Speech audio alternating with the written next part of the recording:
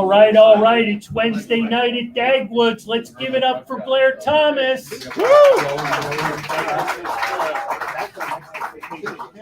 And here we got a little rivalry going in the house already between Frankfurt and North Catholic. Some would say it's a brother. All right, I like it. I like it already. It's going to get intense. I like it. Hey, real quick, we've got a special company in the house tonight, Fishtown Iced Tea. They're doing a promo here. They're kicking off what looks like a pretty appetizing iced tea. I hope I get a sample. They're going to be floating around the upstairs and downstairs, so you can hit them up. But if they're a friend of Ed's, they're a friend of ours. So let's give it up for Fishtown Iced Tea. What do you say? Now for the paid sponsors. Our good friends at City Distilling that sponsor this whole deal for us. We're grateful for everything that they do for this show, our other show in Delco. So you guys are going to have an opportunity with some really cool trivia prizes tonight. We got the City Sips, and we've also got a new version of our T-shirt that's just out tonight. So Lauren will she'll be handling all the merchandising of that. But the trivia, first hand up, right? So John's got a new wrinkle he's adding on the trivia tonight. John? Yep, you got first hand, and then the second hand is also involved because it's an over-under. So it's almost like a true-false answer, but it's over-under. I'm going to give you a number. His stats are either over or under. So if you obviously don't answer it as the first person, the second person automatically gets it. So there's going to be some more intense rivalries going on here as well. It's going to be intense. First and second, you've got to be watching intensely there, Lauren. We doubled up your job requirements over there. we tripled it. All right, one other piece of information, and this is rather important to us. Emily and Henry are 1 month out from getting married. Henry's starting to shake. Henry is definitely getting nervous. So I want to thank them for all that they do for us with the show, the store, family life. They're good young people, and we need more of that in the world. So good luck, and if there's anything I can do, call soon.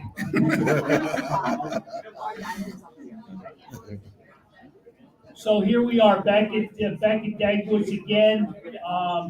Johnny, I'm going to hand it over to you. All right. Well, we're going to jump right into it since we're here with the Philadelphia as well. How was the dinner before the Miami game with Jerome around? That was a unique dinner. Because when you go on a bowl game, a bowl trip, you usually have a meal with the opposing team. So it was the first time I experienced anything like that. But for us to get off the bus, everybody's stealing information, trying to get into the facility, and before you know it, you see those guys departing, and we like trying to figure out what's going on. And then to find out the story behind the story afterwards is, what Jerome Brown said and all that stuff about not, eating with the enemy and all that stuff. So it was unique. I looked at it as though, we got more food because somebody got to eat their portion. Yes. Wow. Yeah. Or you missed the dress code for what you had to wear, right? You guys are all dressed up. Yes. We always traveled, really business attire. And then they came in with the Army fatigues, which really took it over the top, and it just wasn't a couple of them; it was a lot of them. Right. Oh yeah. So did that give you guys extra motivation? No, we was focused. We was focused from the year prior, because a lot of people don't know, but we played for the national championship the year prior, but we wound up losing to Oklahoma in the Orange Bowl, and that's when the Brian Bosworth, stuff was going on. So So we had a mission. We went there for a cause, and we wasn't going to let anything deter us from that mission. And you know, the amount of practices that we had preparing for that moment, you can't negate the expertise of Joe Paterno, because you look at his bowl victories and the number of losses versus victories, it's unbelievable how many victories there is. Yeah, you give Joe a couple extra weeks to prepare. It's over. Exactly. Yeah, that's for sure.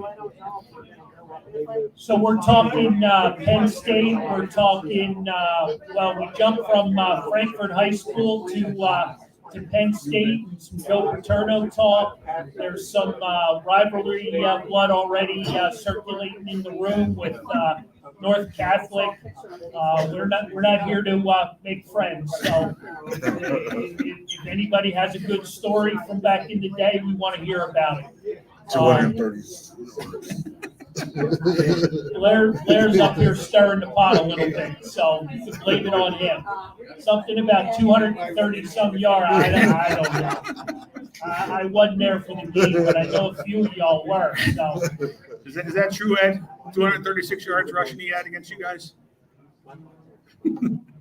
He's staying quiet. Was it more? Blair's thinking it might be more.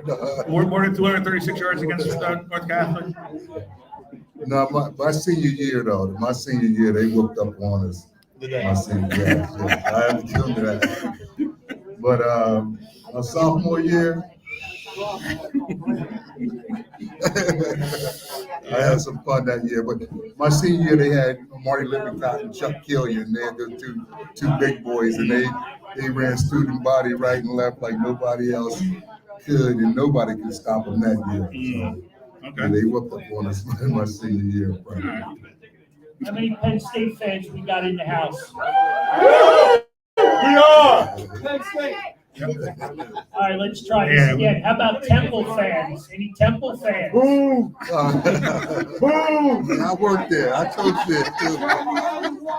Our guest got a paycheck out of Temple. Come on, how many years? 8 years. 8 years coaching at Temple. Yeah. So it looks like a Penn State room. What do you Oh, think?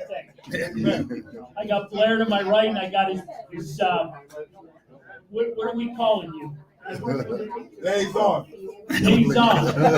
Liaison. Chris also played at Penn State. Two for the price of one. Lauren, you ready for some trivia? You got your track shoes on. All right, so remember, the first two people with their hands up are going to be involved in this. All right, so in 1989, in the Holiday Bowl, Blair had over or under 192 yards rushing. There's first hand. Who wants to be second hand? It's one hand up over this side. All right, Rory's got his hand up. Rory's for number two. It is under. You are correct. 186 yards. Sorry, Rory. But you were also the MVP of the Holiday Bowl. Correct. So how was that? That was another unique game because, like I said, we have a meal with the opposing team. So myself, Andre Collins, who was our top linebacker, we had a chance to, approach Ty Detner, and they asked me, say, Ty, you think you're going to throw for 500 yards against us? He said, yeah. And he did. They lost the game, but it's amazing that he did throw for over 500 yards against us. And a player from Penn State who recently passed away, rest his soul, Gary Brown, he was the guy who stripped the ball from Ty Detmer and ran it back for the touchdown, which was amazing because they were threatening, to bring the game within striking distance again. But we want to hold on. Exactly. Yeah. But so we want to do another one. Lauren, you up for another one? All right. So let's see here. In 1990, the Senior Bowl, Blair Thomas had over or under 136 yards rushing. It's a 50-50 chance. I'm over. You got to raise your hand. Over. Over is correct. He had 137. Also, again, the MVP in the Senior Bowl. Yes, that was an amazing trip because I came right from Japan straight down to Mobile, Alabama to play into the Senior Bowl. Back then, we went to Japan Bowl where they would have two teams. They would fly us over and we'd get a chance to compete over there. And they had, of course, a lot of the top players from the States. And Anthony Thompson from Indiana was, the guy that they was hyping up. So it was only two of us, so I had to play fullback. So he's about 50 pounds heavier than I am. I'm playing fullback at 195. But I just looked at that as an opportunity to showcase how we do it at Penn State. And I went up there and tore that linebacker up in those ISOs. So everybody wondered why I had that neck roll. That's because at Penn State we had to pick up the blitz and we had to block. So you had to make sure that you took care of your body. Exactly, that's for sure. All right, any questions or comments in the room for Blair while things are just getting started here? Everybody's eating. Making me hungry. I know. Shawnee, you're a big fan. Come on, surely you got no voice. That's right. He's got no. Come on, you can rough it. Come on, take one for the team. All right. So, what made Penn State a good fit for you?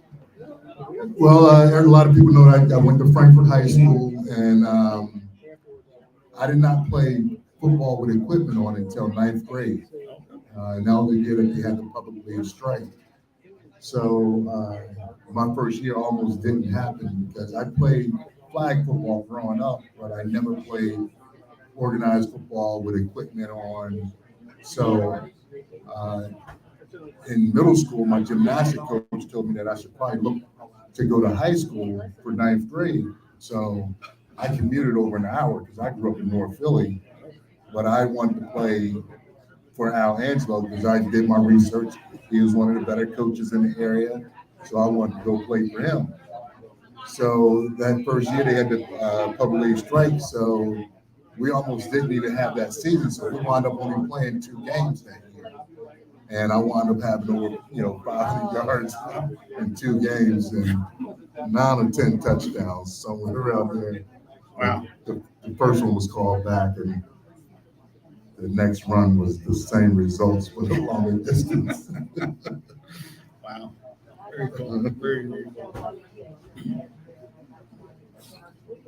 So, but I'm looking for that popular question. You guys are awfully quiet, and I'm just trying to figure out where we're going with this. You guys got up on your Penn State football, or what do we got going here? Where do I need to go with this? Shawnee's going to try.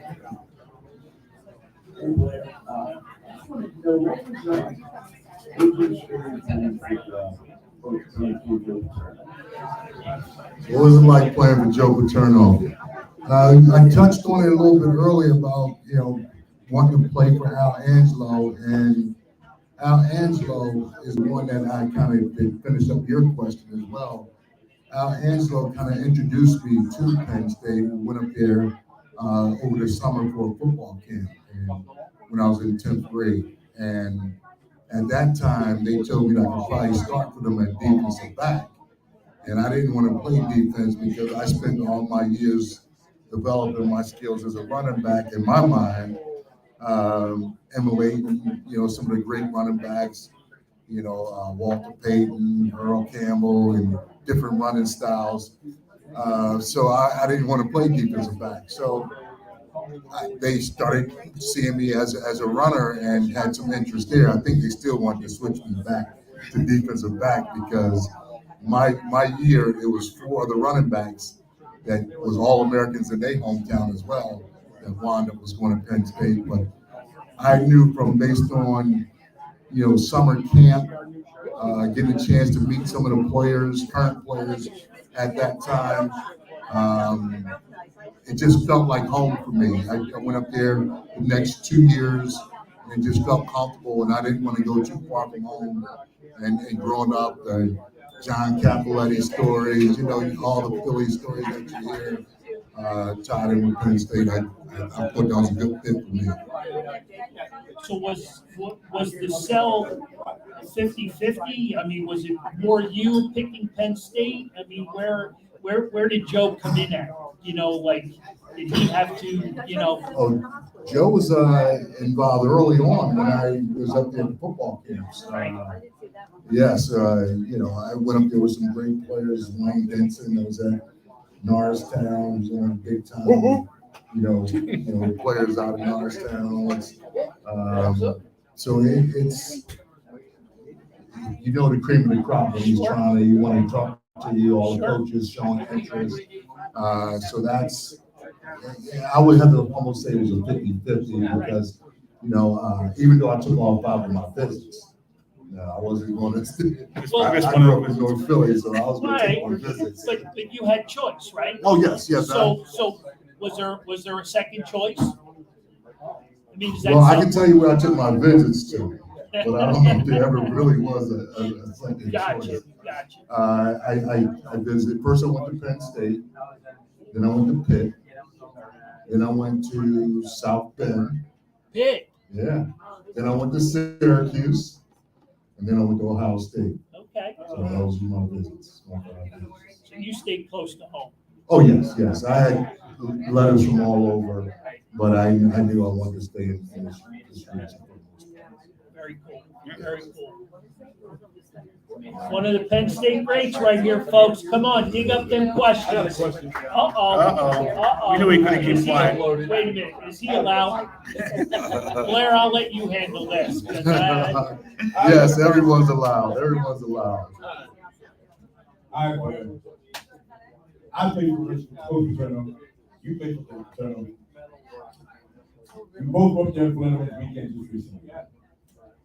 It was my first time back up there at State College to witness Coach Franklin's coaching. Excuse me in the room. How do you feel about the change in culture from Turner to Franklin? Because from the Turner era to the Franklin era, I was totally taken back. Just walking into the last building, how they gave the players so much freedom and control. We never had that control. Walking into the weight room with JT was our strength coordinator. We never had music. We never had anything. Walking into the players having so much more control than we had. How do you feel about it? I don't know if it's the players' control. I think times have changed so much that as far as the music is concerned, that energy is what gets them moving, keep them energetic, keep them going.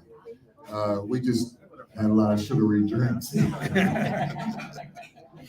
That's what's in those drinks. So how do you feel now about the culture? No, it's definitely a difference because old school is what worked for me.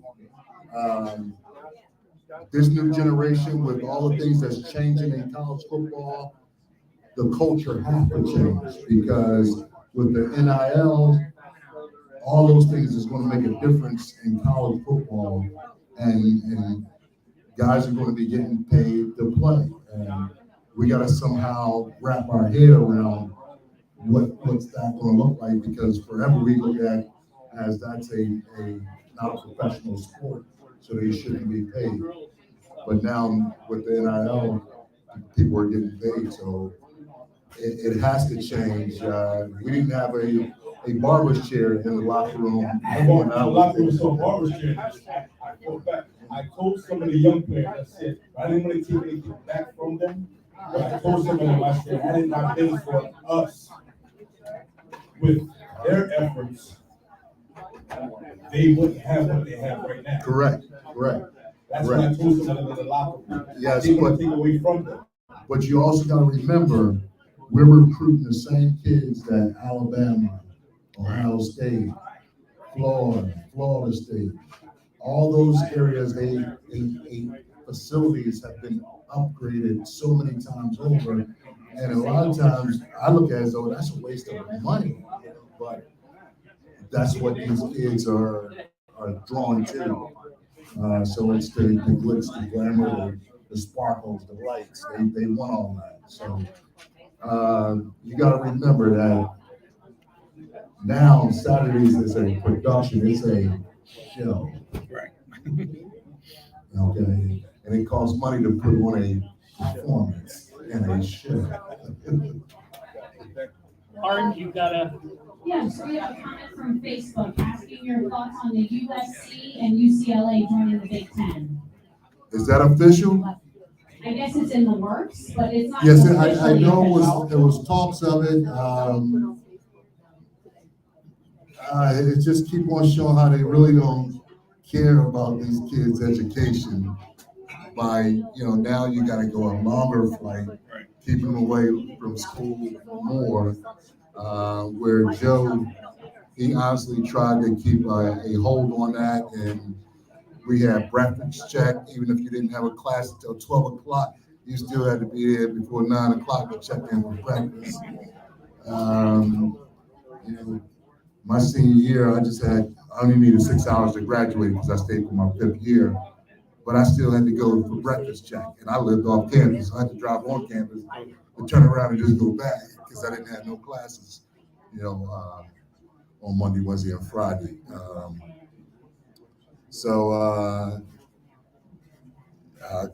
Yeah, it's tough. That was one of the other questions we had. It's a different time. We gotta make those adjustments. All right, so let's dial this back a little bit because I don't think I gave you a fair introduction at the start because you're coaching high school today, correct? Not anymore. No. Not anymore. All right, so bring me up to speed. You were coaching. Yeah, I was coaching at Upper Marion High School. Correct. And no longer there, so I just started on my camps again. Okay. And I have a topical aches and pain product that I swear by. We talked about that. Yeah, sure. I gotta get on that mailing list. But let's talk about this high school a little bit because how do you sell the kids today, right? Coming out of high school, knowing where the collegiate game is now, right? Especially these money kids, right? We'll call them money kids for the sake of, they know they're going to get paid, right? So how do you sell them on practice and all the things that go into what you guys were just talking about, right? You guys are old school, but how do you sell these young kids, and bringing them, to where they need to be? Well, it's going to be a lot of hype early on with these younger kids first coming to college. But once they get there, now it's going to become an even playing ground. And it becomes one of those, what have you done for me lately type of things. And the kids that was a lot of hype because coaches miss on players. With all the hype, we got to understand that if they don't go there, perform and show what they can do, those are the guys that you see in the transfer portal that next year because they frustrated because they're not playing. But they got to realize that they're not polished players yet. You're still coming out of high school. You still got to get that time in the weight room. You got to, develop the knowledge of the game. What do you mean they're the number one picks? Of course they know it all. So it's still a process that they have to go through in order to learn the game. And some of these kids some kids now, don't get me wrong, their parents are coaches, they've been around the game for a long time. I travel to a lot of camps and coach kids, and I see multiple kids coming to multiple camps. And I'm wondering how these parents can afford it. But what they're doing is they putting all their money on their kids getting a scholarship. So let me invest in my kid now that out of all those 100 and X amount of schools that are out there, he has to be able to get a scholarship at one of those, schools. Do you have an opinion? And this isn't a fair question. And where do you see the college game going based on where these recent decisions? It's hard to say because it's changing daily. Penn State has a problem, believe it or not, as much money as they generate. But now they support all of the sports at Penn State. But now they're starting to break away from that model. So now all the other sports funds start raising funds for their travel. Someone's trying to get all the camera action. So it's so it's going to be a different model that we have to deal with, and no one really knows. So I think it's one point in time where every kid that's a part of the program is going to be on scholarship one way or another. Okay. Whether there's outside donors helping support that, and that way other sports can then flourish. All right. So how's that going to affect the kids? Going to different places. I mean, it's so crazy the money that's being thrown out. I think one of the quarterbacks was getting $9 million. I think I heard it was. And the pros? No. With these with these. Don't deals. believe everything you hear. Well, that's what. The kid out of Ohio State, is that who you're referring? Yeah, that's like it's an overall type deal. It's like a memorabilia deal. It's like there's so much incorporated into it because I guess the colleges, I guess all of this now has finally settled in that these colleges are making so much money, right? And Yes. where do you start to divvy it up, right? Yeah. Well, now that you enlighten me with that information about the jerseys, I mean, you can just do the math. You want to go back to school, right? How many 32s were you seeing around here? Oh my God, that's water under the bridge. I had these little Blair, well, I didn't have it. They had these Blair Bears down with the 32 on them. Just on those alone. But if the kid is talking about incorporating a jersey deal into it, a lot of people have, like Penn State, they don't put the name on it, so you can, use the same number throughout the years. But these jerseys now is $75, $80 on the cheap end. Right. Oh yeah. And you times that by 100,000. Yeah. Well, but There's some revenue there But I'm just saying, like, as far as how it's going to affect these kids, like, they're getting $9 million before they get. everybody can't do it. That's They all can't do what I'm saying, but like, they're not even going to have to play in the pros. Like, how's that going to affect then the trickle down, like, to the pros, like, with this whole thing too, as far as. I doubt if those numbers are guaranteed numbers. Obviously, there's only a few that might get that big, but I mean, even still, like. But that's like the other $100,000 players affects the ego. Yeah, but it's a team sport. And then you get one guy getting all this, and your offensive lineman not getting nothing. You'll miss a block here and there. Who knows? Exactly. Bring up some good points. Lauren, what do you got? Another Facebook question. Just your thoughts on this year's current team. I would assume they're talking about Penn State. It's been a lot of changes, so I'm really eager to see what they do defensively. If they going to stick with the same package they've been running, but with the new defensive coordinator, I want to know if he will make some adjustments there. I got a chance to play golf with the running backs coach and tight ends coach, and they reassured me that they're cleaned up some of the debacles they had last year and some of the confusions that they had. So I can only, hope that that's correct. But I heard we had some very talented runners in that room, and I'm gonna just leave it at that. And let's see what happens, because they was very excited about the running back room. Well, I know Chris brought up Coach Franklin a little bit ago. Was he not just re-upped? I believe he got a new contract. Oh, yeah, 10-year deal. Well, yeah, they had to do that. Penn State had to do that, and it's no different than when I was being recruited by Joe Paterno. Nowadays, guys change jobs so fast, and Franklin was in the news about probably going to USC, but people risk recruiting against you. They use, well, he only got one more year left on his contract. He's not going to be there when you graduate. So this whole recruiting class, and we had one of the top quarterbacks in this recruiting class, and in order to solidify that, they had to give him at least a 5-year deal. For him, And, right? yes, and the way I look at it is though the buyout is not that high of a buyout, so really, he got 3 or 4 years to really do something, or they could possibly pull that. But without going political, and that's not that's not in my DNA. I mean, Coach Franklin's been good for the program. Yeah, I think he's been good for the program. He started off, I thought more on the lines of exactly what how Joe was running things. But then, to get some of these recruits, things kind of went off the tracks a little bit, and I don't hear the same language that I heard early on. Yeah, unfortunately, that like you said, to get the bigger recruits, you're gonna have to.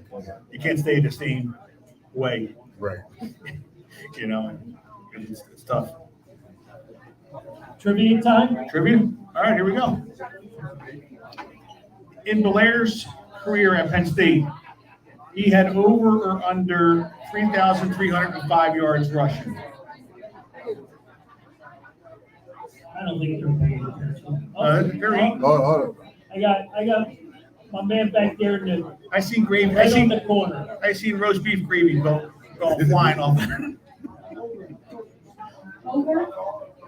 Over or under? It is under. Sorry, it's 33. So this gentleman up here with the roast beef sandwich, he's the winner. You didn't have to give an answer, he won. He was going to say How under was the anyway. roast Correct? beef we eat after the show? He had 3,301 yards rushing. 97 yards shy of Kurt Warner. Yes. For second place. Well, you were And second I was place. there 2 years behind DJ Dozier too. Right. So, I mean, you guys had a stacked running back class right there for back we had DJ Dozier, Steve Smith, Tim Manoa, myself. Who else went to the league? All 4 of us went to the league. And then some of the younger guys, Sam Gass, Leroy Thompson, Gary Brown. Yeah. All those guys, Richie Anderson. Yeah, I mean, you just keep going through the names. I mean, And from what I understand, this crew they got down is supposed to be similar. right. Yeah. Well, we can go back even further. Lenny Moore. Right? Yeah. I was just with Franco Amato Cruz, Penn State Cruz. Okay. Yeah. Lenny Moore was in Carl's store, and he said his right thigh pad was a Bible. All right, we're just about halfway through our show. Again, I want to thank everybody for coming out tonight. It's a pretty packed house. I'm even starting to see some Penn State jerseys floating around. That's pretty cool to see. Oh yeah. Penn State travels. Yes, we travel well. Travel well. So again, Christy and Marissa are the servers. We've also got the Fishtown iced tea people are walking around with samples. Everybody likes a free sample, right? So Guys, I need, maybe a question or two, something, dig down into those Penn State roots and come up with something. This lady is looking for somebody. No, I had a question. Is the people from this company here? Yeah, they're in the back. Okay, thank Look for the yellow shirt with the fish on the cup on the front. Anybody else need to find someone? We're an all service podcast. Blair Thomas is our guest, one of the phenomenal runners at Penn State over the years. We've been asking some trivia, the over/under. John, I don't know about this over/under game. I know, it doesn't seem to be going over so well. I thought with a 50-50 chance people would be all over it. Yeah, I'd rather see them cheat on Google. Exactly. Well, see, I'm pretty equipped here to translate right over real quickly. I can make contribute questions, but it's all good to go if you have to. But I think it's gonna be hard. So your experience at Penn State, John, you played golf there? I did. I also had a little quick story. Blair and I both have something in common. We both got yelled at by Joe Paterno. Mine was worse. Yours probably was. I was only 4 years old. So. Maybe I'll share that with the audience. Let's do that. Yeah. One quick thing, Laura, do you have a Joe Paterno experience where you got yelled at? Because I know you were up there. I do actually. When I went there and I was studying sports journalism, we got to cover one of his football press conferences, and my class was making too much noise from the upper deck, so we got yelled at for making too much noise. Were the fields there too help getting you in trouble? What was it? No, the coach weren't there for that. No, we got in trouble for talking too much. All right, so let me give you this quick story. I'm going to try to make it quick. My freshman year, we get ready to go to Maryland to play University of Maryland, and it was an extremely hot game. So Joe said, "We're going to put a lot of running backs in the game." Now, I'm a freshman, we don't play a lot of freshmen. So we got to the point in the game where we were winning by enough, and I got a chance to go into the game, and the first fumble wasn't my fault. That means there's more.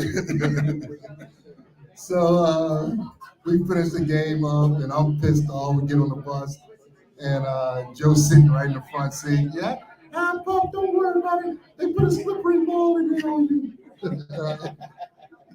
So that next week in practice, and every time we in practice, before practice started, he usually warm up in the far end zone behind the defense. So, we going through some pre-practice drills, which pre-practice is just as hard as practice, but we going through some drills, and I just happened to fumble the ball again. And then out of nowhere, I hear this, next Thomas, you fumble that ball again and you'll never play. I'm thinking to myself, never? Like, I just got here. Like, I don't even think I'm even unpacking my door. He's like, so I call Mr. Angelo. Mr. Angelo, I don't know if this is going to work out. This man talking about, I'm never going to play here. Needless to say, I did a lot of drills, practicing tucking the ball away properly that, very few. And they weren't your fault. The lineman missed the block. Too funny. All right, we're trying to give away some of our new T-shirts, some City Distilling sips. We've got a crowded room, so let's try this trivia one more time. Over under or just a trivia, straight out trivia? Let's go straight out trivia. All right. So in 1986, Blair as a backup running back, how many touchdowns did he score?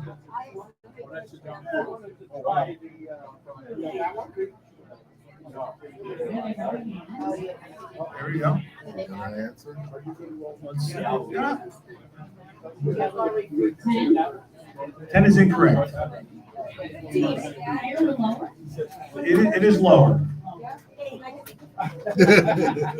8 is incorrect as well, and also lower. 7. No, lower, close. No. No. 5. Five, there you go, in the back there. Five's correct. Can't see, the over-under was working a little bit easier. We had like 35 questions, and we were only asking for numbers 1 to 10. Right. Lauren, are we gonna stick with the over-under game or straight up trivia? A little bit of both. A little bit of both. She plays in the middle. Guys, give it another shot. What do you say? All right, we'll give it another shot. So, let's see. In Blair's career at Penn State, how many touchdowns did he score, over or under 23?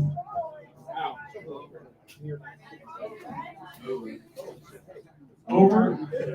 You lost again. Or he's 0 for 2. Hey, real quick. So we have- The so we have right gentleman here. who just answered. Hold on a second. He's probably the only New York Jets fan in the house. No, it's another one. There's There's another one back there? one more in the back. It's stuck in the back. Rory, you got a friend. Who's the guy in the back? Rich Cote? He had a couple stints at the Jets. Yes, under.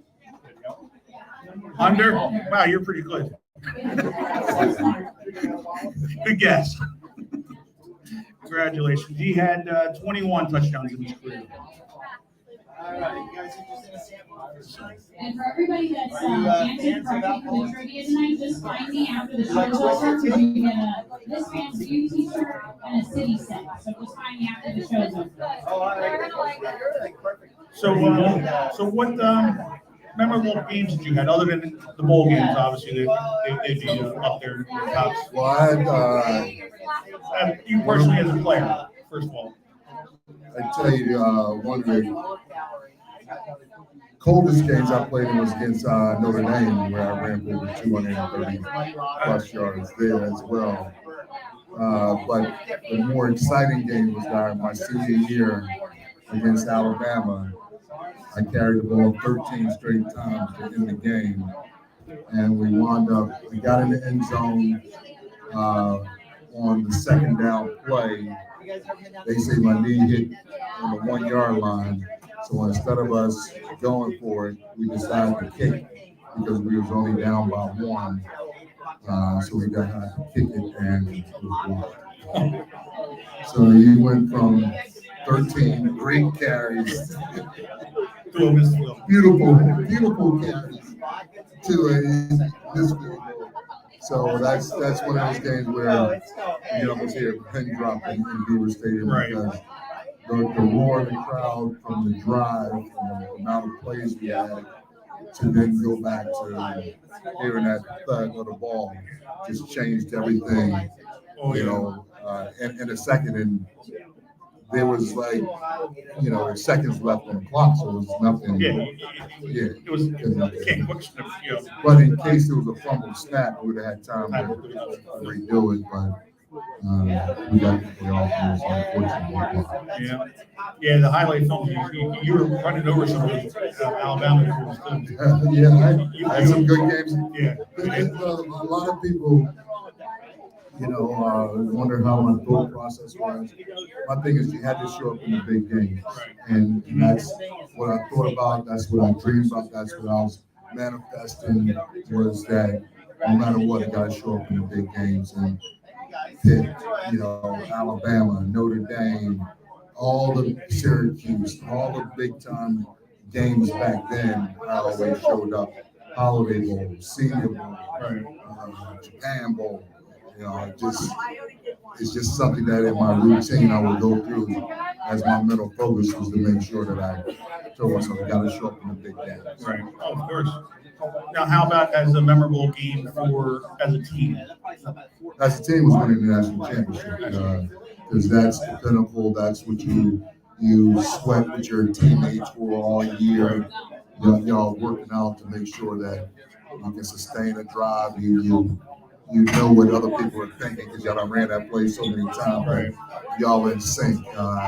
You know that your guard or tackle is going to get that linebacker, he's in the hole, but you know your lineman is coming. Yeah, because you done rep those plays so many times that you feel comfortable that you will come right off his butt, right at the nick of time. Yeah, it's all that behind the scenes stuff, the practices, Right. all that Yes. makes the game just easy. Oh, the game is easy compared to practice. Right. Yeah, it's Well, what about a memorable game against Notre Dame? That's obviously as a Penn State. That's when the snow was going sideways. It was amazing. It was 30 We got something. cheap tickets down one day because of the snow that one day. We were out there with my grandparents. That was a good time. Was that before the expansion or? It was before. Before, yeah. It was 85,000. Oh, yes. Yeah, the snow came and everybody's like, yeah, well, we're not going to go to the game today. And then it stopped the snow. Well, the whole student section kind of disappeared. Right. It was so cold that day that everybody thought that, it was going to be a great game. It was televised. And people were like, well, we're out of here. And then to go out and see the whole student section, I was like, where's our support cast at? But, we went out and played well. And I just remember that game. We had these big blowers on the sideline, and for years, Joe didn't want to put no blowers on the side. That's a sign of weakness. We're a stronger team. We don't need no blowers. But that day, it was double digits below zero, and I just remember just putting blobs of Vaseline underneath my tights to try to make it like an aqua suit. So I keep that warmth inside, and it worked. It worked. I was running up and down the field. Switching gears a little bit, talking NFL, is there a team that you follow? Well, I'm starting to follow those Jets again, believe it or not, because my son is a fan that made me take him up to some of the Jets games. He's a Jets fan. But I follow all teams I play for, and then the home team. And no, I had the Eagles to beat the Patriots in the Super Bowl, and I have witnesses that it wasn't just right before the game. It was the way the Eagles were playing that season. It was just everything was just falling into place. Yeah. Just one of those things, yeah. I feel that every Sunday. Now, see, you have ducats behind this game. I just don't want to feel it. No, I gave that up a long time ago, thank goodness. Or I wouldn't be sitting here today. For sure. But the NFL game in comparison. I mean, we talked a little bit earlier about the college game changing, the players have changed. And, Chris brought up, the whole new, locker rooms and barber shops. And, let's face it, the money has changed all of this, right? This is where it's all going. Yes. The money has changed it, starting with the NFL. So because you see these high salaries, it's because in their collective bargaining agreement, they have to now rev share with the players. So you get players with these enormous contracts. Like, it's like, who is this guy? What have you done? Why are we paying him $5 million for 1 year? $6 million for 1 year? And it's because they have to rev share with the players. Patrick Mahomes getting $500 million. Yeah. I mean, he's a good quarterback. Well, yeah, and he has proven, he has proven his worth. Oh yeah, no, he definitely has. As you said, they have an NFL roster inside of the Penn State locker room. Well, I have to play for two teams that really took a high stake in their locker room. Leon Hess, when he was the owner of the Jets, he made sure all his bathrooms was clean. So our facilities was state of the art. We was on Hofstra's campus, but it was state of the art. And yes, Penn State University's locker room is better than pro locker rooms. When I went into the locker room at Penn State, there's an NFL locker room inside of Penn State locker room. All the NFL players come back who've been drafted to the NFL. They have their own locker room inside of Penn State locker room. Oh, I didn't see that. You didn't see that? No. Yeah, so when you go back, when you go into the locker room to the right, all the NFL emblems are inside the locker room. Oh, so when we So come when back, the NFL players come back to visit, they have their own personal locker room inside of it. Is you're talking about going back, is the alumni as strong as it ever was up there? Yes. NFL alumni is strong, so when they come back, even the broadcasting, when you come back to broadcasting game or whatever they do, it's extremely strong. yeah, Franklin is starting to invite a lot of us back on campus. Just the last 2 years, so more and more guys are starting to come back. They're starting to try to, bridge that gap. So you got to give them credit for that. Yeah. As far as the support financially, is not the same as it once was, but we want to have to step that up if we want to be able to compete against the Ohio States and other Big Ten schools. So what does it mean to you to wear the Penn State uniform? Oh, it means a lot to me. I still go up to 90% of the games. Like in the last 16 years, I've probably only missed 5 home games. So I'm always up there. I'm one of their biggest supporters. Don't always agree with all the things Coach Franklin does, but his heart is, I think, in the right place. And he's trying to do the best he can under the circumstances. Running the ball too much. Well, it's a different game now. When we played, we played football. Right. Now Oh, yes. it's arena football on a bigger field. Right. Exactly. Because it's just a pass happy league. And the good thing about being in this area, and all the Big Ten teams or the 4 Big Ten teams, they know you got to have a running game late in the year. Right. Oh, yeah. The weather's going to change. You ain't going to be able to hold the ball, as effectively as when it's warm out. All right, as we wind down the evening, I see, we still got a packed house. Everybody happy? Everything good? The food and the drinks, stellar? Everything's good? But I still haven't got my prize. You weren't paying attention. Oh, he's not coaching. He was eating too busy shoving the roast beef down his throat. I tried to have a little fun. Roast beef there clogged his ears. And juice went into his ear. No sense of humor. Make sure he gets an extra small. Any questions, comments for our guests? And hey, how about it? Blair Thomas stories, give it up.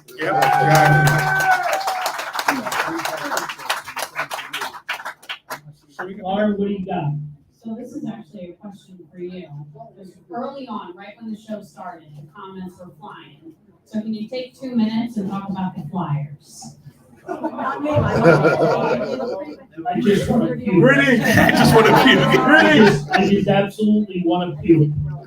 Because I've been courting Johnny Hockey to come to Philly for 3 years now. Yep. And I spent a lot of time and energy, and management has let me down.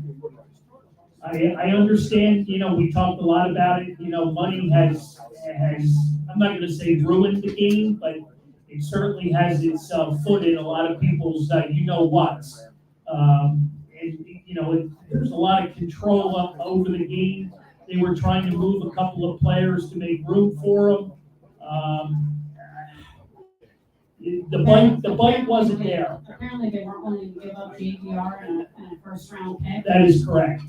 But like Would you have made that trade? I would have made that deal because I look at Johnny Gaudreau as the Phillies looked at Bryce Harper when they signed him. It's a guy that scored 80-some points last year for a bad hockey team. You move him into Philly and brings credibility with a new coach, a new system. So there's my 2 cents. All right, back to football. So, what was, talk about campus life. What was like more of your memorable moments like on campus? Well, Because campus is a lot different nowadays. yes, it's a lot different in a lot of ways, but one of the things when I was there, Jill made us always stay in the dorms at least one semester your freshman year. Okay. And I thought it was a great idea looking back on the hindsight, because now you get a chance to intermingle with you know your classmates, your peers, and not just seeing them, because most of our meals are done in training table. Because of practice, we don't necessarily eat the same time when everybody else. They'll probably be finishing up with me, just going into our dining area. But that gave us an opportunity to meet so many other students, not along with in class too, but you know, you're moving, people got different, you know, schedules, but just being in the dorm room that freshman year, I thought that was a very, you know, good thing for just being a general student, just to get acclimated that way to the campus life. Whereas nowadays, all those kids, are they coming in right now, they're already in maybe apartments, but at the same time, they have, you know, rehab most of the dorms up there, and all of them are looking gorgeous and beautiful now. And we didn't have air conditioning and things like back then. So Air conditioning. Yeah, what was that? So what's your favorite bar at Penn State? Either when you were playing or now? Well, Be safe, go with now. Because you never went to well, the bars when you were out there. I brought in my 20. No, everybody goes to the den, which is that's probably the highest. But I brought in my 21st at the saloon, and then went to the den. Spent many days at the tavern.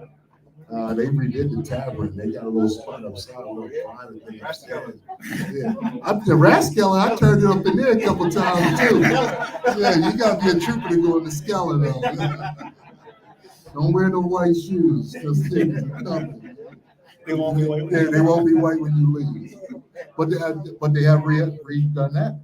You know, all the places have been turned over, and you know, those are the top ones. But now pickles, players, you know, Champs is off the hook now. Yes, Champs on campus and Champs downtown on Appleton.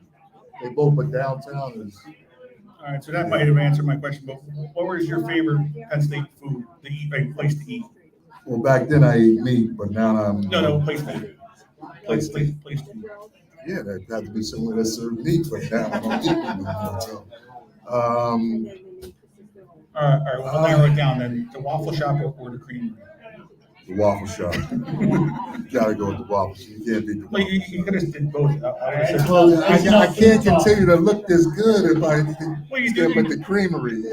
Well, you do the waffle shop for the meal, and then you go to dessert for the creamery. See, there you go. Always having that little side pouch for That's the why, dessert. I look like I do it. Got that little side pouch. All right, we're back here next month. What is that, August 10th, 17th. 17th? Yes. Change the date on it? Well, our guest did. Correct. August 17th, we're back here with Hockey Hall of Famer Bill Barber.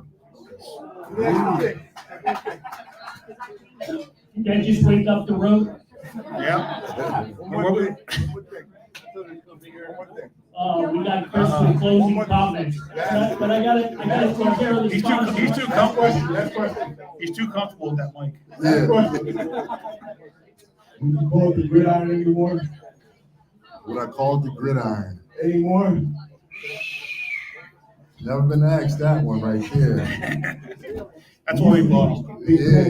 You used to call it the gridiron. Yeah, I don't think it is. Call it the gridiron Everything is spread out and flash and misdirection. So no more gridiron. No, they're not in the trenches anymore. No more Big Ten is no more gridiron. Yeah. Walter Payton would like this conversation. Yeah. I'm just saying. Yeah. Mhm. All right, as we close this out, make sure you guys take care of Marissa and Christy back there. They've been running their butts off all night, and we appreciate it. I know they would appreciate it. Thank you. Anybody have any closing comments? Anything? I don't want to leave anybody. Holding their tongues. No. Anybody? Last call. We're not closing the bar, but we are going to end the podcast. So, did I get a thank God? Oh, absolutely not. Absolutely not. But again, City Distilling, Dagwoods, I want to thank Ed and Nikki for having us every month. It's just a great atmosphere. There's a lot of history in the room here, going back to the North Catholic Frankfurt rivalry. Yes. Yeah. We didn't spend a whole lot of time on it, but apparently Blair ran pretty rampant over them a few games. Couple times. So, A couple times. Except for So a senior year. we'll leave it at that, but again, I want to thank everybody for coming out. If you just hang out for a little bit, we're gonna draw raffles at 8 o'clock. I'll hand it over to Lauren to finish up the night on the mic. You're all good? We're all good? right. How about a big hand for Blair Thomas? Thank you. Thank you guys. Thank you for having me. Thank you.